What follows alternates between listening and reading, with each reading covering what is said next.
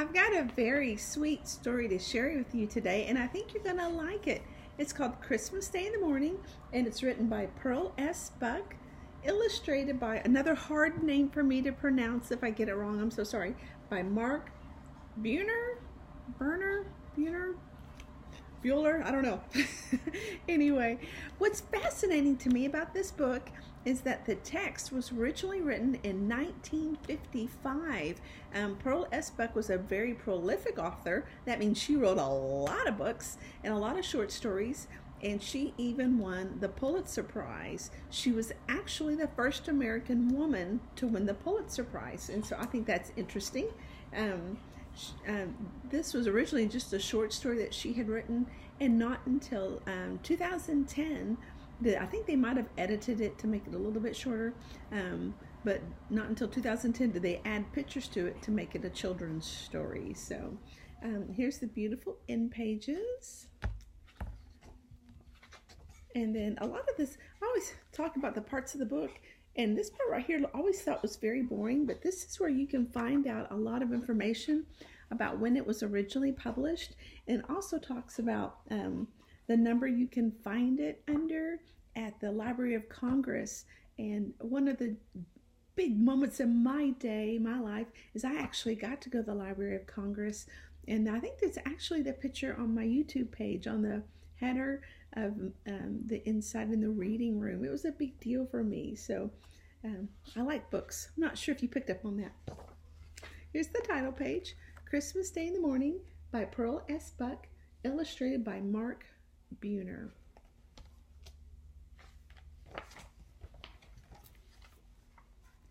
He waked suddenly and completely. It was 4 o'clock, the hour at which his father had always called him to get up and help with the milking. Strange how the habits of youth clung to him still.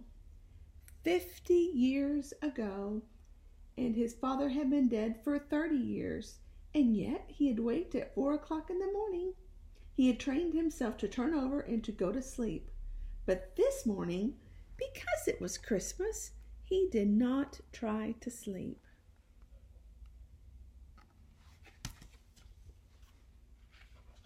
What time do you wake up? Do you wake up at 4? I don't wake up that early. He slipped back in time as he did so easily nowadays. He was 15 years old and still on his father's farm. He loved his father. He had not known it until one day, a few days before Christmas, when he overheard what his father was saying to his mother. He's remembering something from years ago.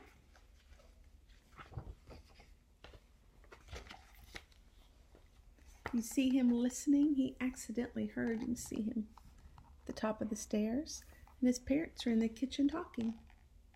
Mary, I hate to call Rob in the mornings. He's growing so fast and he needs his sleep. If you could see how he sleeps when I go in to wake him up. I wish I could manage alone. Well, you can't, Adam. His mother's voice was brisk. Besides, he's not a child anymore. It's time he took his turn. Yes, said Father slowly, but I sure do hate to wake him. When he heard those words, something in him woke. His father loved him. He had never thought of it before, taking it for granted the tie of their blood. Neither his father nor his mother talked about loving their children. They had no time for such things. There was always so much to do on the farm.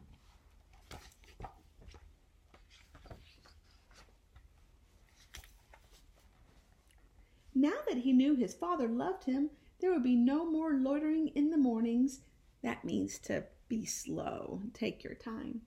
And having to be called again, he got up after that, stumbling with sleep, and pulled on his clothes, his eyes tight shut, but he got up. And then on the night before Christmas that year, when he was 15, he lay there for a few minutes thinking about the next day. They were poor, and most of the excitement was in the turkey they had raised themselves and in the mince pies his mother had made. His sisters sewed presents, and his mother and father always bought something he needed, not only a warm jacket, maybe, but something more, such as a book, and he saved and bought them each something too.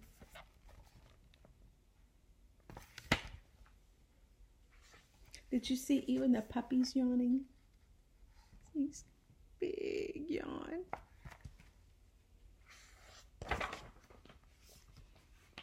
He wished that Christmas, he wished that Christmas he was 15, he had gotten a better present for his father. As usual, he had gone to the 10-cent store and bought a tie. It seemed nice enough until he lay there thinking the night before Christmas, and then he wished that he had heard his father and mother talking in time for him to save something better. He lay on his side and supported by his elbow and looked out of his attic window. The stars were brighter, much brighter than he remembered seeing them, and one was so bright he wondered if it was really the Star of Bethlehem. "Dad," he had once asked when he was a little boy, "what is a stable?" "It's just a barn," his father replied, "just like ours."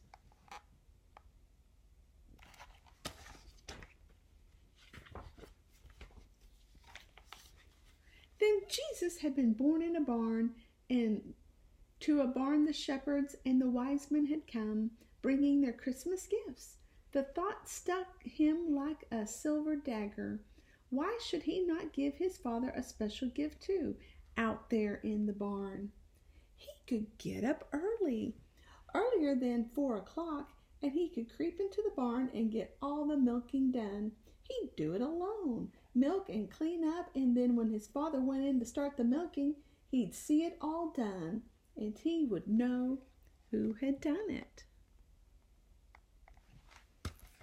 Even before 4 o'clock? That's very early. At 2:45, he got up and put on his clothes. He crept downstairs, careful of the creaking boards, and let himself out.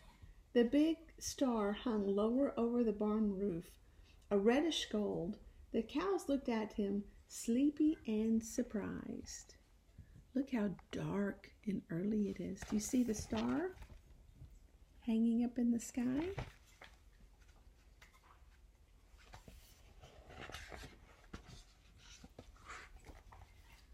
"So, boss," he whispered. They accepted him placidly as he fetched some hay for each cow and then got the milking pail and the big milk cans.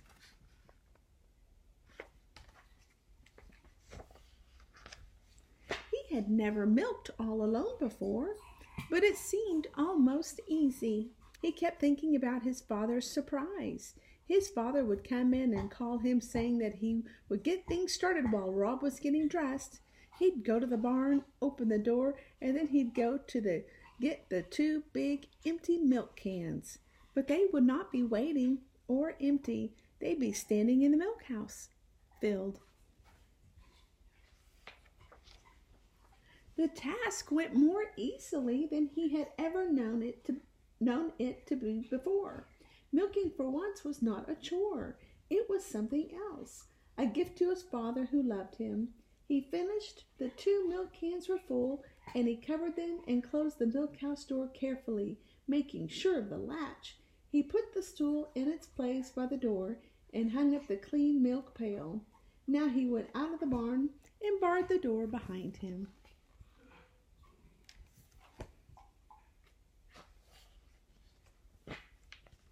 Back in his room, he only had a minute to pull off his clothes in the darkness and jump into bed, for he heard his father get up. He put the covers over his head to silence his quick breathing. The door opened.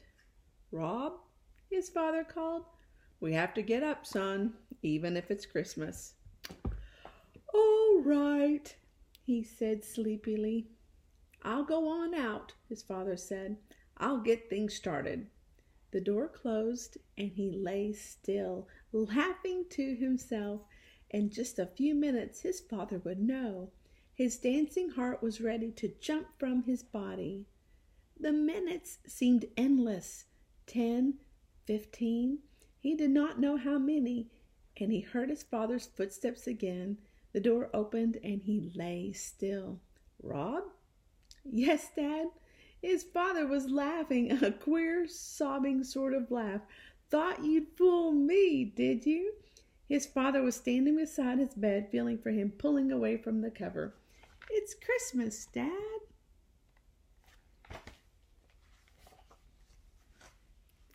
He found his father and clutched him in a great hug. He felt his father's arms go around him. It was dark and they could not see each other's faces. Son, I thank you.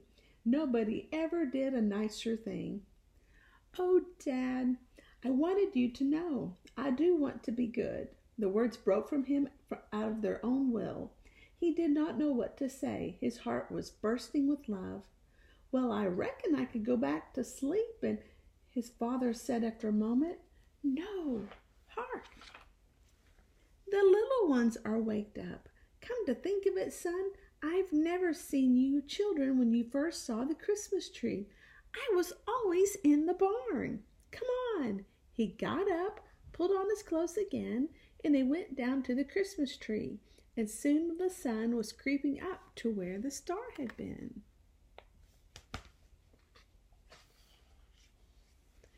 Oh, what a Christmas, and how his heart had nearly burst again with shyness and pride as his father told his mother and made the younger children listen on how he, Rob, had gone up all by himself.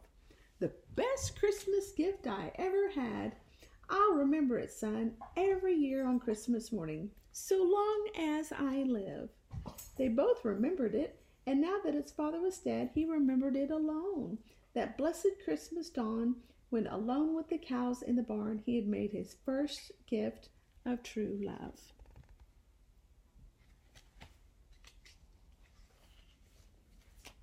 The end. I love that story because it talks about giving sacrificially and doing for those that we love. So I hope this Christmas you can remember that and be and have a servant's heart as you go through the Christmas season. I'll see you next time.